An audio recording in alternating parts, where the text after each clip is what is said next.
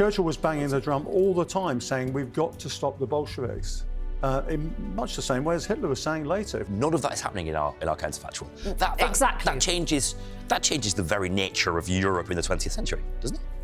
I think it does. Had the whites cut deals with the non-Russian governments that had declared themselves, the history might have been totally different. Certainly in Germany, I certainly agree that without the threat of Bolshevism, particularly the Jewish Bolshevism element, you don't have these very dark forces operating in the late 1920s and 30s. No World War II?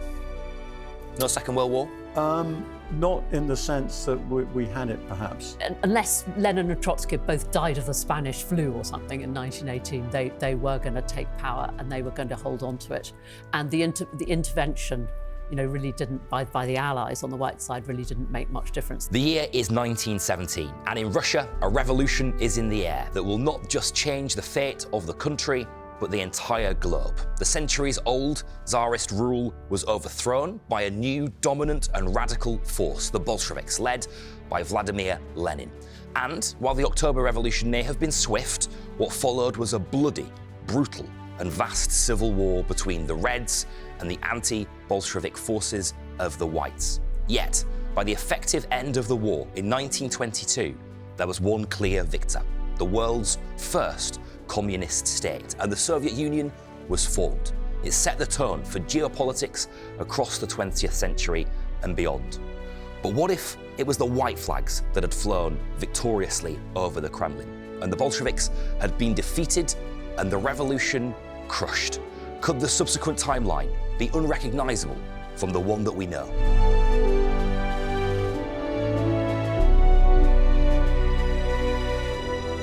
I'm Darryl Morris, this is Times Radio History, and welcome to History Undone, the show where we look at the briefest of moments and how they can shape our world. Every episode we focus on a different military campaign or a tide of history, and with the help of our experts, we ask whether split-second decisions could have changed the outcome and history itself. And thank you, by the way, for the incredibly warm welcome. This is episode 3 for me. You've been so kind.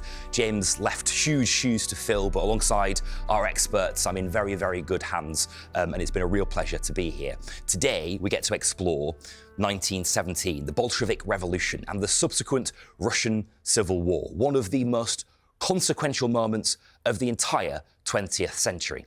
It pulled Russia out of the First World War. It led to the formation, of course, of the Soviet Union and inspired a series of further revolutions across the world. So if it had failed, where might we be today? What a fascinating prospect. That's a question for our experts. And joining me today, as ever, the historian and author, Rear Admiral Dr. Chris Parry, and the historian and journalist and the author of this brilliant book, A Nasty Little War, Anna Reid. So brilliant is this book. So into this book is Chris Parry that he actually got Anna to sign it before we came into the studio today. A big fan of Anna, and she is an expert in this field, exactly the right person we want to talk to. So let's get into it.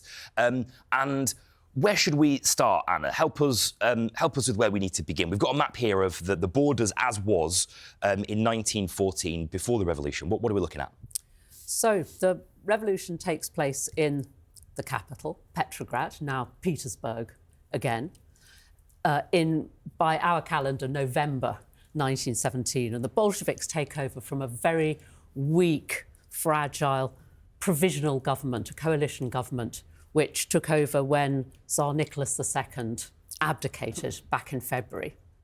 And that government was a broad-based government. It was a coalition led by some able people with political experience, but it never had real power because at the same time, Soviets, it just means councils, so sort of informal committees of soldiers and sailors were forming in all the military formations of the now collapsing Russian army.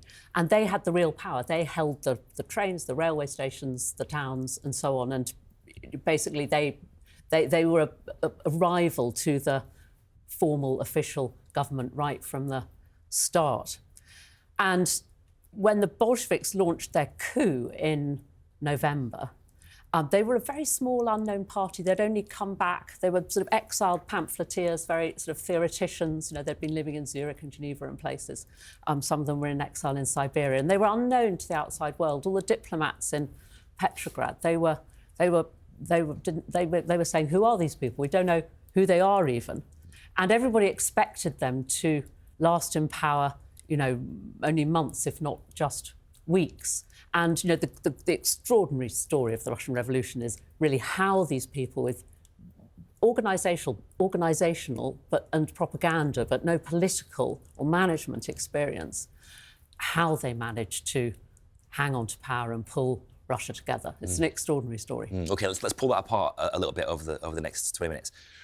Chris, just help us, just maybe add some flesh to the bones of what we're looking at here in the map and how it's relevant. Yeah, so what we have to realise is that Russia was considerably bigger than we would anticipate. So Finland, what we call Poland now, quite a lot of these states, all those states now that have broken away from the Soviet Union also were part of the Tsarist Empire. And as soon as the lid came off the Tsarist authority, all these nationalities started saying, look, we can have our independence, we can have self-determination. And certainly that starts rising up in some of these places around here because the control's been lost. Well, the other thing we have to remember is that Russia is still at war with Germany and with Austro-Hungary at this stage. And so quite a lot of the soldiers, having heard about the revolution, start streaming back from the front. It's totally uncoordinated. They're disobeying their officers. The formations that are facing the Germans start to fall apart. And very soon, the Bolshevik government realises it's going to have to come to terms with the Germans. Otherwise, the Germans are just going to push further and further east. And the Germans actually say that. We're going to start pushing you very hard, unless, of course, you come to terms, because the Germans want to get Russia out of the war so they can focus on the Western Front. And so do we have to understand that as well in terms of how the sort of civil unrest of this period started to bubble? People, sort of dissatisfaction with their role in the First World War? There's no doubt about that. And the performance of the Russian army, the way it's been organised, the way the officers treat their men, it all comes into this. And people are being told, look, you actually now run the country. We don't know how you're going to run it, but, the peasants, the people, the workers, they all run the country now. And what makes it worse is the Bolsheviks start talking about land redistribution. So taking all the estates off the former nobles and saying, look, the peasants now own the land. So every soldier is saying, right, I'm going home now because I want to stake a claim. And so there's all sorts of things going on. And what you've got is utter breakdown, not in law and order, but an utter breakdown in the sort of order that people have been used to. So all the ranks and all the sort of authorities start to be decayed. And so what people do, as they do in all these situations, not just in Russia and anywhere else, you get power sources starting to assert themselves. Sometimes it's criminals, sometimes it's tribal leaders. So, for example, the first out of the box essentially are the Don Cossacks who say, well, actually, with all this anarchy going on, we're going to start running our own people here for their sake. The Siberian Cossacks do the same. So everybody starts saying, where are we going to get authority from? Where are we going to actually impose law and order? And you get lots of infighting between the various members of the provisional government. So, for example, you have a group called the Socialist Revolutionaries. Now, they're split in two. One part wants to keep fighting the Germans. The other half doesn't want to fight the Germans. And so there's a constant interplay between all these factions, and they exist both in Petrograd and in all the other cities. And there's a fight, if you like, for influence, for authority, for legitimacy. And all the time, law and order is breaking down. People are taking out petty vengeances, vendettas, and things like that. And that sort of anarchy is waiting for somebody to impose authority, either in the localities or from the centre. Yeah, OK, a real mess, but an opportunity as well. You've also got anti-Bolshevik groups of different sorts declaring governments all around the peripheries of the now collapsed Tsarist Empire. So you've got the Don Cossacks, as Chris was saying down here. You've got the Ukrainians in Kiev. You've got the Lithuanians, the Latvians, and the Estonians all declaring national governments, and the Georgians and the Azerbaijanis as well. And then also you've got rival revolutionaries, the socialist revolutionaries in Samara. But vitally, the Bolsheviks have Petrograd and they have Moscow, which are by far the largest cities of the empire. And so they, in the years to come, they provide recruiting bases. They've got by far the biggest population, so you can actually raise troops there. and they are the centre, they're both centres of the railway network, particularly Moscow. So whereas the White armies later on are split up, not able to communicate with each other or join up, Trotsky is able to, with his new Red Army, is able to send troops out from Moscow where he wants and then withdraw them again at will, where they're needed. And so it's the fact that they hang on to, they've got the support of the garrisons and they manage to hang on to Petrograd and Moscow. That is the key thing. OK. I wonder, Chris, if you can help me understand and sort of solidify the key characters here then, the Bolsheviks and the White Army. How do the two sides, if you can, the White Army, of course, quite sort of disparate, but a clear sort of two sides of this civil war, how do they cement themselves? Well, they never do. Yeah. That's the problem. I mean, the Bolsheviks, as Anna says, are operating on internal lines. They've got all the communications. They've got access to population. They've actually got this fantastic ideological and propaganda certainty about them. And they can impose authority. They start getting very brutal. So if they're not being obeyed, they start shooting people. And we'll see later how they enforce discipline within what becomes the Red Army. They start off using these Red Guards. Essentially, they are workers and returning soldiers who are formed into these units. They're rather like the Freikorps that we see in Germany after the end of the First World War. They haven't coalesced into an army yet. That's the key point. That's Trotsky's key role, as we'll see later. But you've got a situation occurring here where the White armies are looking for foreign aid. That's the first thing. And what's critical here is that the Russian Bolshevik government, provisional government, actually says, look, we need to make peace with Germany. And all the time, Germany is pushing into Ukraine. It's pushing this way all the time. And vast tracts of Western Russia have been taken over by the Germans, and they have been given their freedom. They start raising armies. So the Baltic states, Estonia, Latvia raise armies, as Anna said. The Finns do.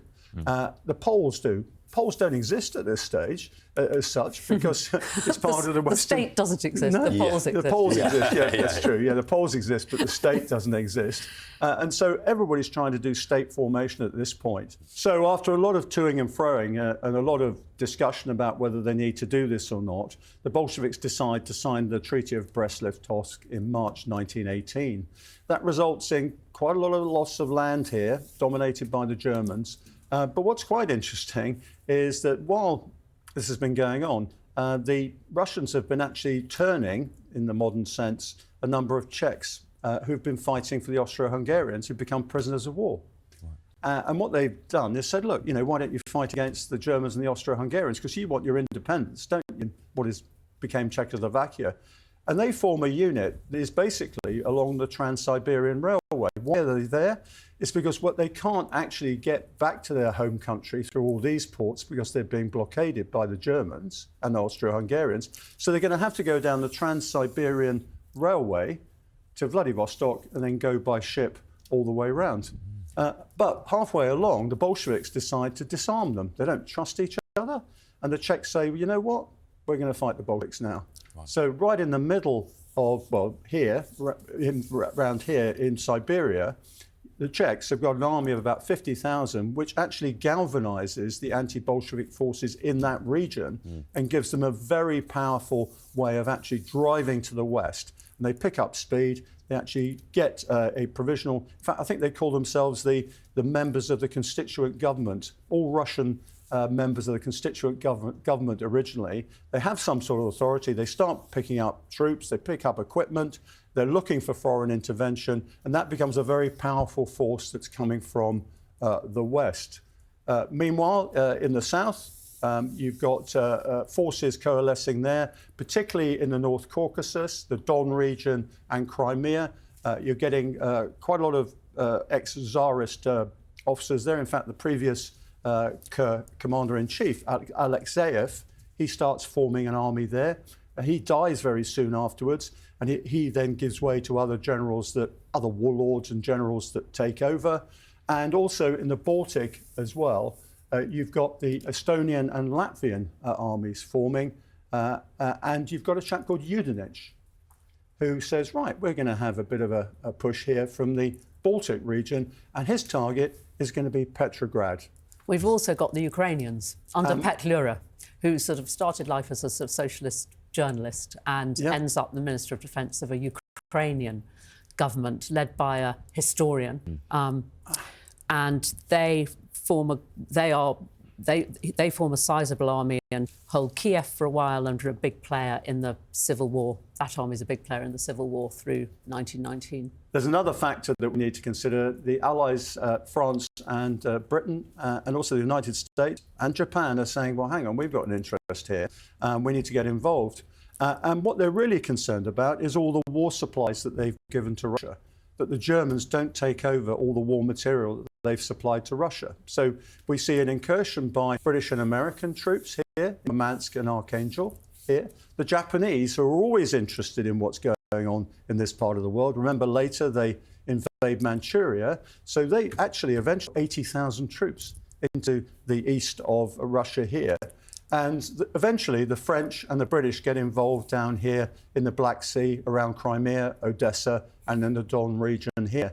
And up to, in the end, it's nearly 32 countries actually contribute troops in one way, shape or form. Even Senegalese, believe it or not, 200 of them. French colonial troops, Moroccan, Senegalese, and indeed Indians as well, and Canadians and Australians. But there are also American and British, quite a large number of American troops and Canadian ones in Vladivostok, and a smaller British military mission. And it strikes me as like extraordinary that the Bolsheviks would prevail, given the weight of. I mean, when you lay it out like this, I mean, that's an extraordinary feat, is it? Well, there were various factors in their favour. One was that they held the two biggest cities, like I mentioned, which were also the biggest manufacturing centres. So when you were trying to turn out artillery shells and so on, they had a massive advantage.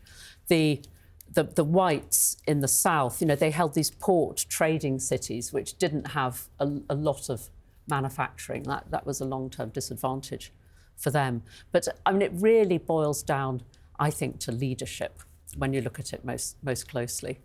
I mean, Trotsky and Lenin were extraordinarily talented, it turned out, strategists, tacticians, propagandists, organisers, and they managed in these extraordinarily difficult circumstances, particularly through the first half of 1918, to hold things together. There was the socialist revolutionaries, who were the rivals on the far left. They launched a rising in early July of 1918 and briefly held the main telegraph office in Moscow. They'd all moved the capital to Moscow by then, and the headquarters of the Cheka, the Lubyanka, and they were busy holding a great Congress of Soviets in the Bolshoi Theatre at the time, and their leader, Maria Spirodonova, who was a very glamorous ex-former terrorist who spent years in exile and she was a celebrity even in pre-revolutionary Russia. She made this passionate speech saying we must rise up against this Bolshevik oppression. They're no better than the Tsars. But they were wiped out within, the next day. Trotsky and Lenin were able to call in a Latvian rifle brigade, which was one of their absolute standbys, this particular unit, through this period. And they were all, their guns were sort of lined up outside the various buildings they'd taken over, and they were all arrested. And then later, at the end of August, you get this very nearly successful assassination attempt against Lenin by another female terrorist, former terrorist, Fanny Kaplan, again, who had spent years in jail in Siberia. And she shot him as he was coming out of a mass meeting in a factory, and hit him 3 times, I think. And he, for a week or two, it was not clear whether or not he was going to recover. Do you think that's our sliding doors moment then, is it? Presumably, if that leadership had been taken out, that centre of gravity. In that if he had died, and the man who stood in for him while he was in hospital was a man called Yakov Sverdlov, who was a bit younger. He was in his 30s. He was a generation below, but very much from the same stable, a lifelong Bolshevik, had spent time in exile, passionate, very, very active, very, very ruthless. And he stood in for Lenin, and had Lenin died, he would have been his successor. Trotsky and he got on well. Trotsky liked him, admired him. Assuming no rivalry between them broke out, they would have been able to carry on in much the same way that Lenin had. They were all of a mind. And the only major difference in that scenario is that Stalin, both of them, Trotsky and Sverdlov, much disliked Stalin. Sverdlov had been stuck with him in a small village in exile in Siberia back during the beginning of the 1914 to 16, and hated him. I mean, Sverdlov dies of Spanish flu. He dies of Spanish flu in 1919, but, you know, we're thinking completely different worlds here. Yeah. Had he been ensconced in the Kremlin, he would not have been going off on that trip to Ukraine to establish, organise the foundation of the Ukrainian Communist Party in Kharkiv like he was when he caught the flu. He might not have caught the flu. But I mean, the major thing that would have happened is Stalin would have been excluded from governments and he would not have risen to power, which would have meant a different sort of USSR. I mean, the key point about the assassination is it coincides really with a thing called the Red Terror, which is introduced very much by Felix Dzerzhinsky. And essentially they start getting rid of any opponent of the regime, anybody who shows any dissent whatsoever, and of course quite a lot of other people they just don't like. So that's also coupled with a thing called food dictatorship. Now they start controlling the food supply, which is a classic communist trick, as we know, and that creates a lot of unrest in the countryside. And certainly in this region here, down to the south and east of Moscow, you have an extensive rebellion that rolls through about 18 months to 2 years, called the Tambov Rebellion, where peasants say, look, you're not going to take the grain off us. We need to survive, we need to plant next year. And subsequently, there's a huge famine in 1921-22 throughout Russia, caused by the fact that not only have they centralised the food supplies, but also the peasants are saying, well, we're not giving you this stuff, we'll rather destroy it than actually give it to you. And that caused an extensive rebellion that takes quite a lot to... And all the while, for the Bolsheviks, it's a bit like a game of whack-a-mole. There's all sorts of people jumping up saying, we don't like your policies, we don't like you. You've got these three centres of major resistance with the White armies coming from the west, the south, and from the west, the south, and the east here. And all the time they're trying to suppress it. But the key issue is that Trotsky is allowed to take charge. And he turns essentially the Red Guards into the Red Army. And what he does is he co-opts ex-officers from the Tsarist regime, to the extent that 75% of the officer corps is actually former Tsarist officers. Wow. He also introduces some very interesting tactics. So he introduces what they call barrier troops, who basically are Cheka and other specialist troops who stand behind the assault forces and say, if you run away, we'll kill you. And that's what happens in a lot of these engagements. So he really stiffens the Red Guards into the Red Army. He professionalises the officer corps such that the divisional and corps commanders, 80% of them are ex-Tsarist officers up until about 1920, 1921. OK. All right, Chris, that helps us understand how the Red Guards become the Red Army. Anna, take that to the battlefield for us. Well, you've got these anti-Bolshevik armies that Chris has outlined. They've got, as well as their problems of geography, of being separated from each other, no communication with each other, and not having the biggest cities, they have problems of leadership. So they're all run by generals. They don't have, they have sort of, some of them have sort of notional civilian governments attached, but effectively they're mini military dictatorships. And none of these men is very impressive. The two most important of them are Kolchak, who's an admiral. He's headquartered here at Omsk, and Denikin, headquartered at Taganrog, just here on the Sea of Azov. Neither is very impressive. Kolchak was a bit of a star of the old Tsarist Navy. He was young. He was a famous polar explorer. Very young, he had been made head of the Russian Black Sea Fleet.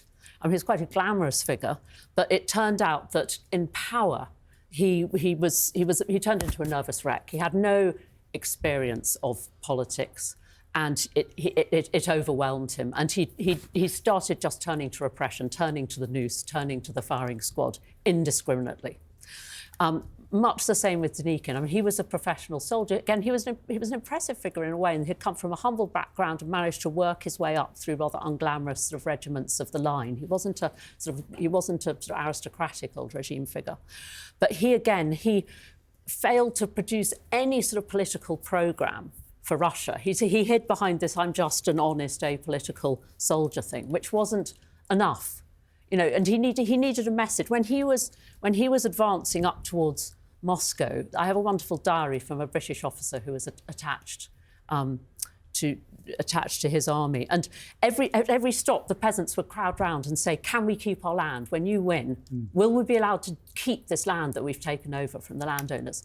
And Kennedy says, "We had no answer for them. We couldn't tell them anything." And this was a massive weakness. And again, the awful thing he did was turn a total blind eye and indeed encourage pogroms. They were a sort of safety valve for his armies, and they were hideous pogroms, killing about 150, maybe even 200,000 Jewish civilians in the towns of Ukraine, particularly through 1919. All sides did this, but the whites included, particularly in the second half of 1919. And that helped, basically these armies, they all sort of collapsed once they were in retreat into disorder. Right. So that helps us understand then, doesn't it, really, how and why the Bolsheviks prevailed? I mean, the one person I think really needs highlighting is this chap called Yudenich. And what Anna says about them being just simple soldiers is absolutely right. But Yudenich actually came very close with Allied intervention to actually capturing Petrograd. He actually employed some very interesting tactics.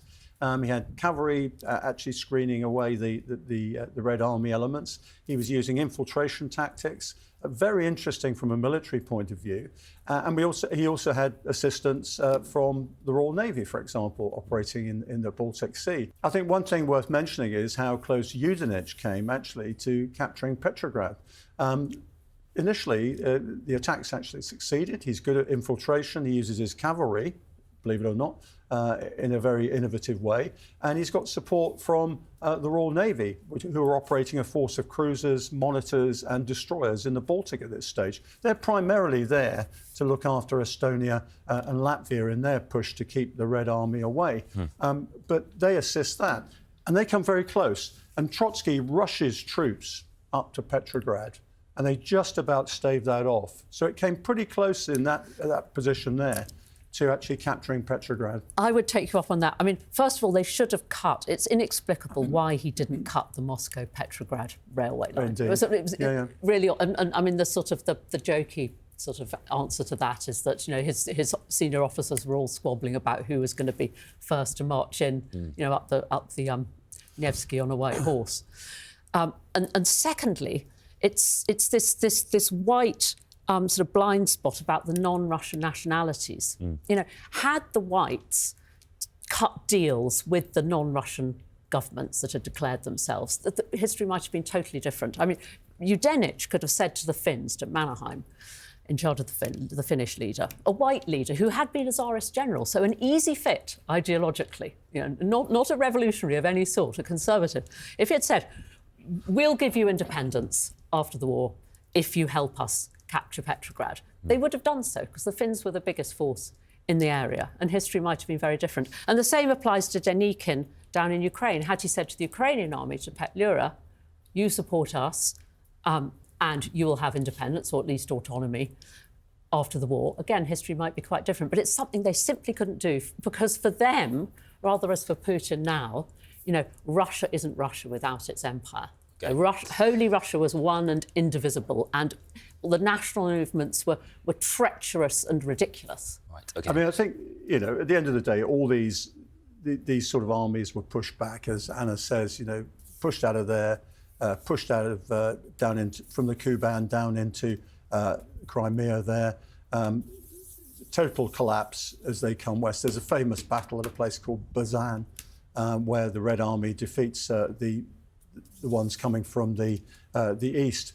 But I have to tell you a little anecdote which comes out of basically the capture of Tsaritsyn, which is now Stalingrad, of course. Now Volgograd, was Stalingrad. Volgograd. Yeah, we all know it as that. So this is a city that the Germans couldn't capture in World War II, of course.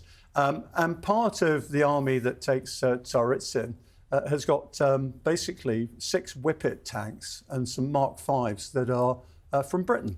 And so you've got these operating. And the one thing that really operates well in Russia are foreign tanks. it's one thing that the Russians don't, the Bolsheviks don't get to grips with is tanks. And we have a chap called Ewan Cameron Bruce, who's got the only serviceable tank, a Mark V. And he decides to attack the Bolsheviks in Tsaritsyn, and it causes a complete collapse of the defence, just one single tank. And it leads to the capture of 40,000 Bolsheviks, just the action of one tank. And if you follow the career of Ewan Cameron Bruce, he's a bit of a scallywag.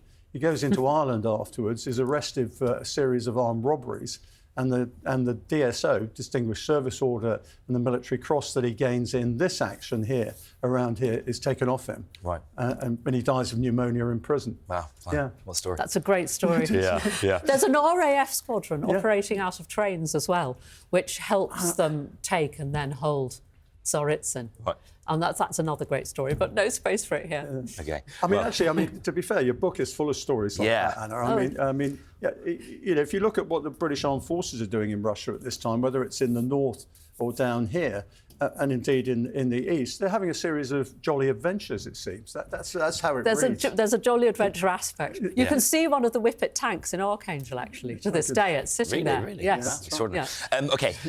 Look, and beyond that, really, the rest is history. I mean, we understand the formation of the Soviet Union. I mean, almost every element of sort of global politics from here leads us back here. You've mentioned a couple of times, Anna, history could have been very different. That's what we do around here. That's the history of what happened during the Russian Revolution and the Civil War. Now, let's undo all of that on History Undone.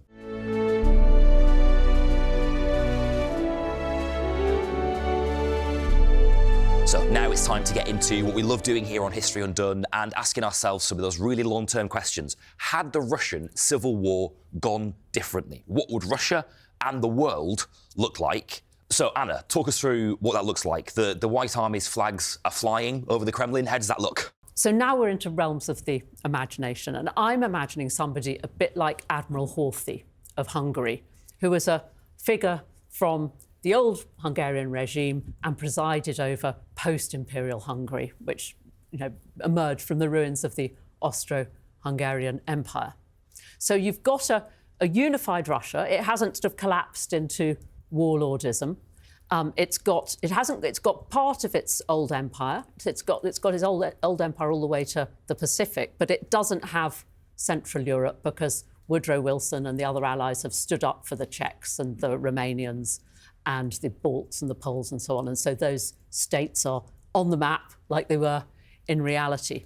And what the consequences of that, so you've got a big, strong Russia, but not a Soviet Russia, are for the rest of the 20th century. And that's really fascinating. Okay. Chris? Yeah, I'm not so sure that you can establish your power that quickly. The cat's out of the bag, really, with the 1917 revolution. And you're going to have a lot of pockets of resistance, I think, from the Bolsheviks and all the other factions that existed. And I think in quite a lot of the regions, particularly west of the Urals, I think that whatever regime comes in is going to spend all its time trying to re-establish its authority, put down all these revolts that keep popping up. It's going to have to deal with this massive problem of a Europe-wide famine that actually comes across because all the harvests fail in 21, 22.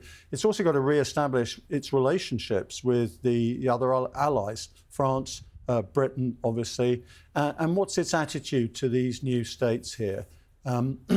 Whenever I speak to Russians, even today, you talk about Mother Russia, they start almost weeping.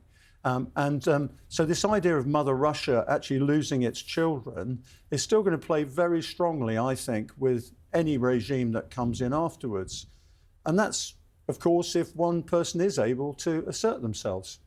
Because my experience from warlordism in the 21st century is you're going to have to get some interesting deals made between your fellow warlords to actually establish yourself in power. What do you think is the most likely? I mean, if you could sort of pick a leader or an ideology amongst that sort of fragmented group that you think might be most likely to win through? I think Anna's right. You're going to have an authoritarian ruler, but my view is I think it's going to take time to establish authority and also actually get law and order. Remember, there's no ideology. Only the Bolsheviks have put something out there that looks like an economic, social framework. So what are you doing, having released the serfs from serfdom? You've parcelled out land under the Bolsheviks. You've had new arrangements for ruling in the localities and this, that, and the other. You've had huge amount of death. Remember, the civil wars caused anything between 7 and 10 million deaths, all the dislocation and things like that. So there's a lot of reconstruction going on in Russia here. So Russia's not going to be able to look outwards immediately. It's going to have to look inwards and say, right, how do we establish that authority? And I don't think a lot of these factions and a lot of these leaders are going to take it lying down, frankly. There's such a vacuum of authority and leadership here that I think you'll see local warlords taking over, local authorities claiming jurisdiction, and I think you may even get a second civil war. OK, interesting. Is there any prospect, Anna, that something that sort of even closely resembles the Soviet Union manifests itself? Well, you have to imagine a talented, popular leader of some sort, which on the white side they were conspicuously lacking. Like I said, Trotsky and Lenin far outshone them in terms of leadership qualities and effectiveness. So, I mean, it's hard to imagine. On the other hand, that was the typical sort of figure you got elsewhere in Europe through the interwar period. You've got Piłsudski in Poland, you've got Franco in Spain, you've got Horthy in Hungary, and so on. So, but Mannerheim in Finland. It's not impossible to imagine. But when you look at the actual individuals, when you run through the list of names, you think, no, not him, not him, not him. So. I mean, I think really there wasn't a big sliding doors moment for Russia. I think that, unless Lenin and Trotsky both died of the Spanish flu or something in 1918, they were going to take power and they were going to hold on to it. And the intervention, really didn't, by the Allies on the white side, really didn't make much difference. So, of course, this is all with the benefit of hindsight. At the time, everything seemed much more up in the air. I wonder, actually, in this circumstance, is that the Bolsheviks don't get totally defeated and any new authority says, we've got some talent here. Why didn't we co-opt some of these guys and turn them over? And certainly within the Bolshevik ranks, there would have been somebody somebody may have been turned.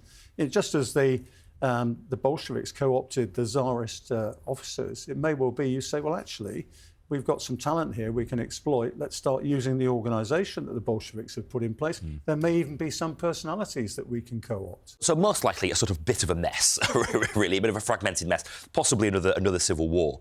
What we don't get in our version of events is this sort of communist success, right, that is held up around the world and leads to, throughout the world, Anna, lots of replicas. Well, yeah, this is interesting. So you've got a big, Russia still exists, but still fairly weak and not communist. So what effect does that have on the rest of the world? I mean, the big thing, obviously, I think is, I was talking to a historian friend, Victor Sebastian, who's an expert on Weimar, and he was saying definitely no Soviet Union, no Hitler. I mean, the Soviet bogeyman was very, very important part of his message and part of his appeal. And it was this fear of communist revolution at home in Germany that really brought the centre and the centre-right, the sort of the moderates, the conventional people, over to Hitler's side, reconciled them with him. And it was perceived danger, because the Communist Party actually never polled more than 15-16% in Germany. It was never very big, but it was the fear was there. The fear was genuine, and that's what actually dictated events. That's an extraordinary thing to consider, but isn't it? We must remember also that right from the word go, the Bolsheviks said, look, we're going to export our revolution. They produced the Communist International. They had successive waves of how they were going to actually proselytize the rest of the world. So they were booming out right from the start that we are going to provoke revolutions, not just in Germany, but the whole of Western Europe if we can. And so this was a very powerful message coming out. And partly, of course, why the Allies intervened in Russia. Churchill was banging the drum all the time saying, we've got to stop the Bolsheviks. In much the same way as Hitler was saying later, if we don't stop them, they will actually obviously infect our populations as well. It's interesting that 1919, there was this on the right, in America and Britain, there was this genuine fear, this genuine belief that every sort of unrest from sort of Cork to Calcutta was Bolshevik organised, Jewish Bolshevik organised. Anti-Semitism played a big part in this as well. And Churchill wrote a notorious article about it for the Sunday Herald in early 1920, where he talks about terrorist international Jews. And so that the fear was there. That there was a genuine fear that revolution would spread west. So let's just consider that none of that is happening in our counterfactual. Exactly. That changes the very nature of Europe in the 20th century, doesn't it? I think it does. I mean, the sort of double twist one can put on it is that socialism outside Russia was easy to discredit because socialist politicians could be portrayed as puppets of the Soviet Union. They were all, Soviet lapdogs. So you could see perhaps actually socialism would have been more popular had Russia not been communist. That's interesting. Well, also, I mean, I think you have to consider that the seeds of Bolshevik propaganda had actually been put into Western Europe. So you've got to ask yourself to the extent to which the homegrown variety would have actually been boosted.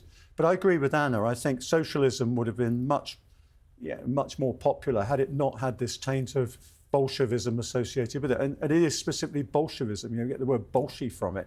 So you can see how endemic it was.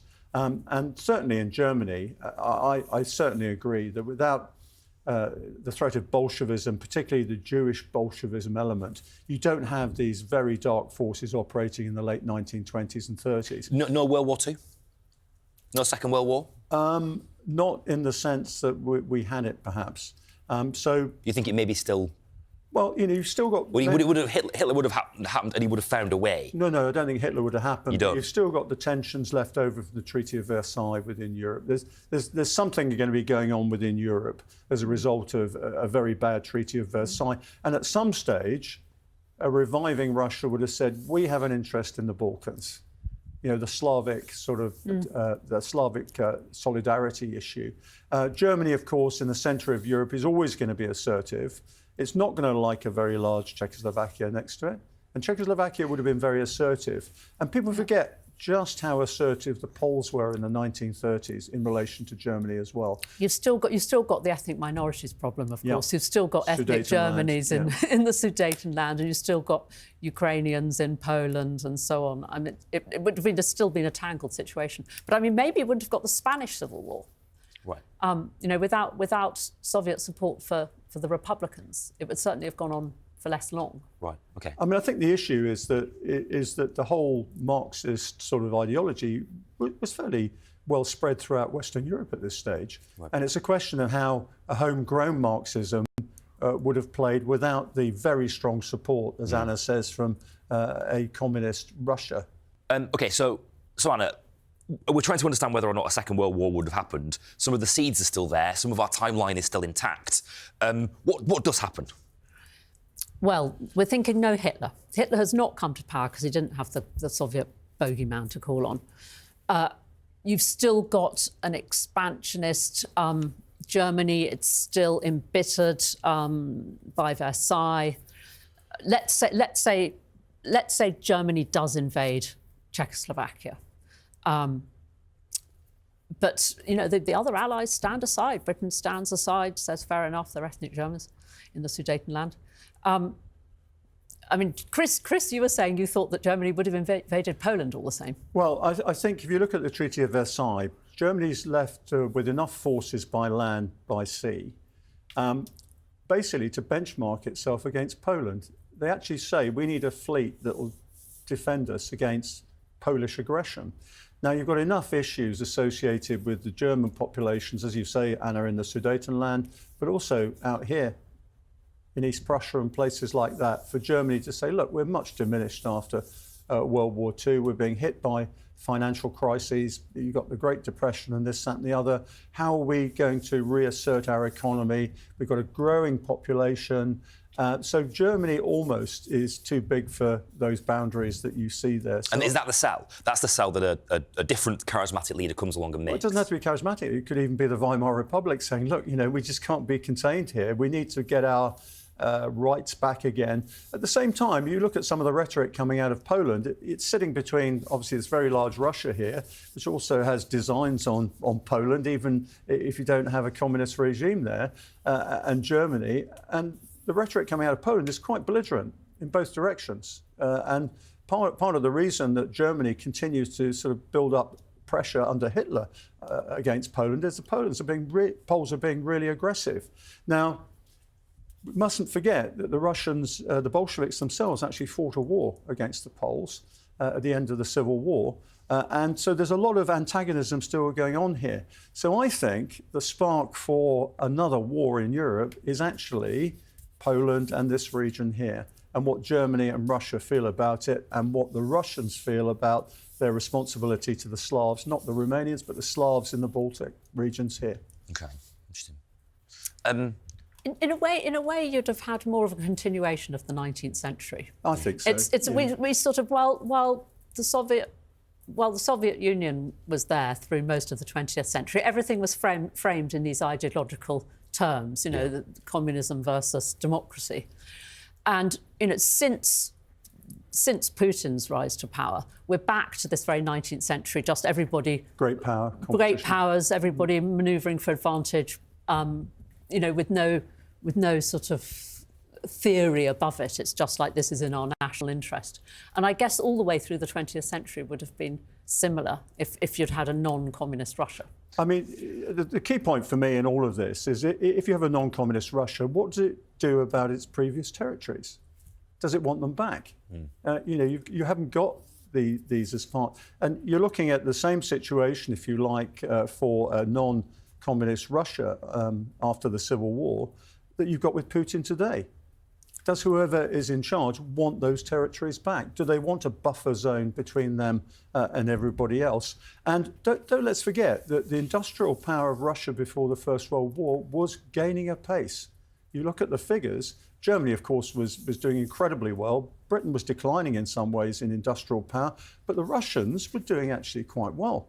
And if they've been able to harness their natural resources, their population, they're coming back with a vengeance. So what does a superpower that isn't communist look like once they've settled all their differences within Russia? You should also remember there would have been no mass nationalisation or central planning or mass famine, which wiped out all the most productive farmers in Russia in a conventional government.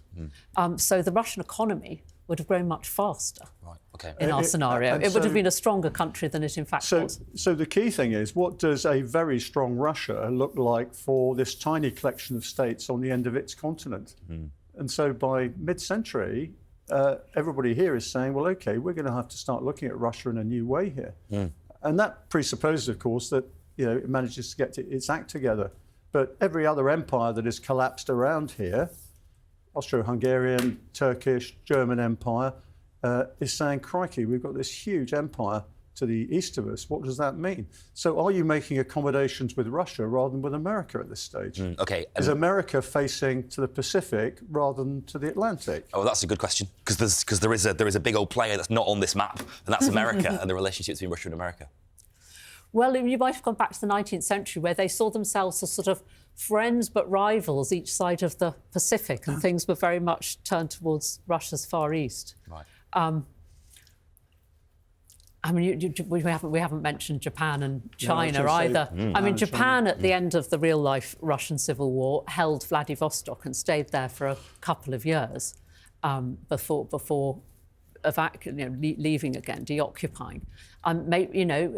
In this scenario, without the Red Army, pushing it out, maybe it would have hung on to what's now the Russian Far East. I mean, I think that dynamic's very interesting because, if America isn't your go-to power, and Russia is at this point, it changes the whole dynamic of Eurasia, if you like. And as Anna said, you then start to face towards the east. Russia's relationship with China is very interesting. If Japan invades Manchuria, which side does Russia come in on? That's, because, if you don't want a Japanese power in Manchuria pushing up into the Russian Far East at this point. So the dynamic there is quite interesting. So we're talking about in the Second World War, that's where it could have been. OK, so in this era of sort of great power rivalry, the space race, Anna, do we have a space race? Why not? Indeed, why not have a space race? Russia's an economically developed, sophisticated country. American history isn't so very different under our scenario. But we haven't had the Second World War. Yeah. Why not a space race? Indeed. I mean, all the with all these counterfactual histories, you've got to remember the social and sort of technological histories carry on. It's the big factors are. It's not just about what's going on the map. It's about the spread of education, the spread of communications, the advance of technology. It's all this stuff carries on. The 20th century arrives. Whatever happens at the end of the First World War. But that's interesting, though, because Chris, so much of our counterfactual hinges on this sort of communism versus democracy friction that plays out over that 20th century. And that's relevant in the space race, too. That's relevant in quite a lot of sort of technological, scientific progress and development. Yeah, absolutely. I mean, war is the great innovator, so is strategic competition, because obviously you get into this arms race of technology. We're in it now, of course, with nuclear fusion, quantum energies, things like that. So in terms of the space race, what's quite interesting is, of course, Russia, under communism, got into space pretty quickly. The Americans, of course, got into space because of quite a lot of the technology and expertise they got from Germany as a result of the Second World War. So that frames itself slightly differently, I think. I think one of the things we might consider, of course, is if you have a different Russia and you have a different second half of the 20th century, Britain holds on to its empire a lot longer. It can stand clear of anything that's going on the continent, frankly, because you don't have a hostile Russia potentially. Germany probably contained within Western Europe, and all the tensions that sort of come in on Britain. Remember, Britain was at the height of its power and geographic extent in 1923, at the end of the... you're going to get decolonisation at some stage, but it's going to hold on to its empire a lot longer. Well, a bit. I'm thinking without the Second World War, I mean, we wouldn't have felt the need to get out of India quite as quickly as we did. But Exactly. it would have been maybe the 1960s, right. 50s or 60s instead of the 40s. I mean, I don't think it would have been... It wouldn't have been... Why not? Because India... Because of thus the whole world was changing. Yeah. And frankly, I mean, the Indian happening. independence movement was moving fast through the 1930s anyway. There's no question about that. But it was all catalysed by the character of the Second World War, because we lost all our possessions in the East. India was nearly threatened, of course, by the Japanese through Burma and all that sort of thing. And our authority was seen to decay. But had we not involved ourselves, had we stood clear of anything going on the continent, then we'd have been much stronger economically, but also much stronger in perceptual terms, that we could actually hang on and sort of do it. But I agree, it would have gone eventually, but I think it would have been delayed. OK, I do think it's worth us just considering what's going on today and what would have been happening or not been happening in Ukraine. No Lenin, no Putin, presumably. What's the take? I mean, where do we find ourselves today? Well, I mean, one of the Ukrainians always, feel that the end of that 1919 was the great missed chance, and that if only the Allies had supported the Ukrainian government and army instead of Denikin, instead of this white Russian general, they could have won, and they could have been granted independence officially under the Treaty of Versailles, like the Czechs and the Romanians and so on got independence. But I think, and the reason that didn't happen in reality was first because Ukraine was so totally chaotic. You had this massive power vacuum after the Germans withdrew, and you've got the Polish red, white, two Ukrainian and various warlord armies all fighting over it. And Kiev changed hands maybe 14 times or something. So this is all while the Paris peace talks are going on. So it felt just like one step too far, too difficult. We're not going to solve that problem. So there was that. There was the practicalities of it. And also there was just the feeling that the Ukrainians were too divided. And a lot of the a lot of the allies of diplomats and so on involved, they took their ideas from the Russians, for whom the Ukrainians were not a proper nationality. They were just a subspecies of Russian. So a lot of people also believed that. They took their ideas from their Russian contacts, as happened, really until quite recently now. And it was too much of a mess. The Ukrainians were split. There were two separate Ukrainian armies, and one was fighting the Poles and looking for Russian help, and the other was fighting the Russians and looking for Polish help. They were too divided. I think the scoffers at the time actually were probably right. Ukraine was not going to emerge, except in a very different world. Ukraine wasn't going to emerge as an independent state at that stage. Interesting. Thoughts? I think, as you look at today, when we saw the sort of collapse of the Soviet Union, quite a lot of my colleagues in defence said, well, that's great, now we've got a friendly Russia. And I said at the time, don't forget that Russia's past is a very imperial one. It's a very colonising one in some ways. It's an expanding one. You mustn't mistake the character of what we see today for the nature of Russia. It's always going to be Mother Russia. And we've seen Russian nationalism projected through the Putin regime. There's no question about that. We see all sorts of allusions to the empire of Catherine the Great. There's the old tsarist empire. You've just seen Medvedev say, well, Finland used to be part of the Russian Empire. Just remember that. Now you've joined NATO. They're pushing on the Baltic states all the time in terms of propaganda terms. And we see more and more now in Central Asia, Russians trying to assert authority over their other ethnic nationalities in Kazakhstan and places like that. What complicates it for them in Central Asia, of course, is you've got the Belt and Road Initiative from China, investing in pipelines, roads and railways, but also quite a lot of Chinese trade. And right now you've got Chinese influence and investment crossing Russian lines of culture and language. So it'll be interesting to see how that plays out in view of how the Russians view that near abroad of theirs, which used to be part of their empire. But certainly as they're facing west right now, we're seeing all sorts of imperial ideas returning straight out of the 18th century. And as I pointed out to Anna earlier, the number of times that Putin gives speeches in front of statues of Catherine the Great is a key indicator of what he's trying to tell his home audience. And the Russians have always, from imperial times, been concerned about the Black Sea and the Baltic. They call it the twin arms that reach round to strangle Russia. And the old imperial design was always to make sure that you kept people away as far as possible. And we're seeing a return of that thought today. Wow, interesting. Gosh, it's been so fascinating, hasn't it? We've really got into it, and we were talking about some genuinely huge global shifts and potentially huge changes to the world order, or actually, maybe not eventually. What are your final thoughts, Anna? We just sort of take a step back and consider what we've learned on our counterfactual. Well, overall, I very much wish that Lenin and Trotsky hadn't taken power, obviously. And, the alternative would have been something repressive and authoritarian, but not nearly as bad as Stalin.